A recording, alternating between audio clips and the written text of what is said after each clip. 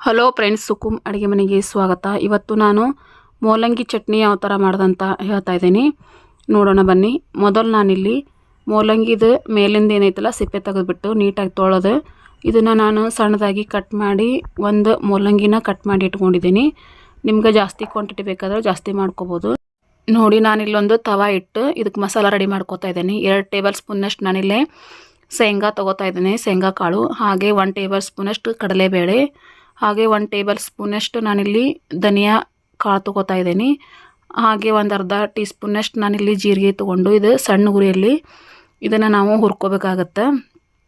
ಈ ಚಟ್ನಿಗೆ ನಾವು ಈ ಥರ ಶೇಂಗಾ ಕಡಲೆಬೇಳೆ ಹಾಕೋದ್ರಿಂದ ಮೂಲಂಗಿಯಲ್ಲಿರುವ ಕಹಿ ಏನೂ ಗೊತ್ತಾಗೋದಿಲ್ಲ. ನೋಡಿ, ಇಲ್ಲೊಂದು 5 ರಿಂದ 6 ಒಣಮೆಣಸಿನ್ಕಾಯಿ ಅದ್ರ ಜೊತೆನೇ ಹಾಕ್ಕೊಂಡು ಇದನ್ನು ಸಣ್ಣ ಉರಿಯಲ್ಲಿ ಹುರ್ಕೊಂಡು ಆರಾಕ್ ಬಿಡೋಣ, ಸ್ವಲ್ಪ ತಣ್ಣಗಾಗಕ್ಕೆ ಬಿಡೋಣ. ಆಮೇಲೆ ಇವಾಗ ನೆಕ್ಸ್ಟ್ ನಾನು ಈರುಳ್ಳಿನ ಉದ್ದಗ ಕಟ್ ಮಾಡಿಕೊಂಡು ಎಣ್ಣೆ ಹಾಕಿಬಿಟ್ಟು ಇದನ್ನು ಸ್ವಲ್ಪ ಎಣ್ಣೆಯಲ್ಲಿ ಫ್ರೈ ಮಾಡ್ತಾ ಇದ್ದೀನಿ. ಈ ಈರುಳ್ಳಿ ಜೊತೆನೇ ನಾವು ಏನು ಸಣ್ಣದಾಗಿ ಮೂಲಂಗಿಯನ್ನು ಕಟ್ ಮಾಡಿಕೊಂಡಿರ್ತೇವಲ್ಲ ಅದನ್ನು ನಾವು ಇದ್ರ ಜೊತೆನೇ ಸ್ವಲ್ಪ ಈರುಳ್ಳಿ ಕಲರ್ ಚೇಂಜ್ ಆಗಲಿ, ಆಮೇಲೆ ಮೂಲಂಗಿ ಕಟ್ ಮಾಡಿರೋ ಮೂಲಂಗಿನೂ ಹಾಕಿಬಿಟ್ಟು ಸಣ್ಣ ಉರಿಯಲ್ಲಿ ನಾವು ಇದು ಮೂಲಂಗಿ ಸ್ವಲ್ಪ ಕಲರ್ ಚೇಂಜ್ ಆಗಲಿ ಅಲ್ಲಿವರೆಗೂ ನಾವು ಸಣ್ಣ ಉರಿಯಲ್ಲಿ ಇದನ್ನು ಸ್ವಲ್ಪ ಫ್ರೈ ಮಾಡ್ಕೋಬೇಕಾಗತ್ತೆ.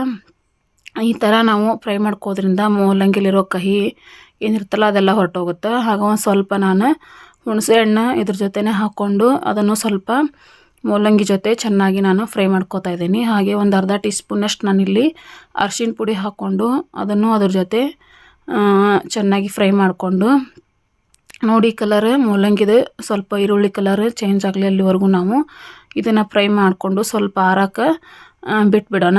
ಇವಾಗ ನಾವೇನು ಒಂದು ಸಣ್ಣ ಮಿಕ್ಸಿ ಜಾರ್ ತೊಗೊಂಡು ನಾವೇನೀಗ ಶೇಂಗಾ ಕಡಲೆಬೇಳೆ ಅವೆಲ್ಲ ಹುರಿದಿಟ್ಕೊಂಡಿರ್ತೀವಲ್ಲ ಇದನ್ನು ನೋಡಿ ಈ ಥರ ಪೌಡ್ರ್ ಮಾಡಿ ಇಟ್ಕೋಬೇಕು. ಆಮೇಲೆ ಪೌಡ್ರ್ ಆಮೇಲೆ ನಾವು ಮೂಲಂಗಿ ಈರುಳ್ಳಿ ಹುಣಸೆ ಹಣ್ಣು ಏನು ನಾವು ಫ್ರೈ ಮಾಡಿಟ್ಕೊಂಡಿರ್ತೀವಲ್ಲ ಅದನ್ನು ಇದ್ರ ಜೊತೆ ಸೇರಿಸ್ಕೊಂಡ್ಬಿಟ್ಟು ಅದಕ್ಕೆ ಸ್ವಲ್ಪ ಒಂದು ಅರ್ಧ ಟೀ ಸ್ಪೂನಷ್ಟು ನಾನಿಲ್ಲಿ ರುಚಿಗೆ ತಕ್ಕಷ್ಟು ಉಪ್ಪು ಹಾಕ್ಕೋತಾ ಇದ್ದೀನಿ.